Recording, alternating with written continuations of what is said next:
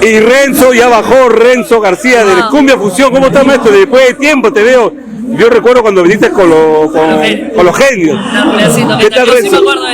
No, sí, Renzo, te está yendo muy bien en Bolivia porque veo las redes, estás trabajando por todo Bolivia. Bueno, sí, gracias a Dios, andamos muy bien, estamos felices de poquito a poquito ir avanzando. Pues nada, agradecido a esta oportunidad de estar aquí en Lima y poco a poco vamos igual posicionándonos por todo el Perú, ¿no? Prontito tenemos un viaje igual por todo el sur del Perú, así que esperen esa sorpresota, ¿eh? Este evento donde tú has participado ha sido apoteósico, el público te ha aplaudido, las chicas han gritado. Sí, estábamos esperando, bueno, yo estaba muy emocionado, después de mucho tiempo vuelvo, así que nada, agradecer a las personas que hicieron posible de que lleguemos, estas producciones, Hermógenes, a Ruscaya por hacernos parte de su aniversario. Y hay una buena noticia para Arequipa, el 14 de agosto. ¡Qué sorpresa! El 14 de agosto vas a estar en Arequipa, en el aniversario. Confirmadísimo. Está confirmado. Confirmadísimo, estamos este 14 de agosto, por primera vez estaremos con los amigos de Arequipa, así que con igual, Cabrería, promotora de eventos. Promotora Cabrería, lo máximo, son las primeras personas que están confiando en nosotros. Así ahí está con don Edgar Chambi. Edgar, así que muchas gracias por el apoyo.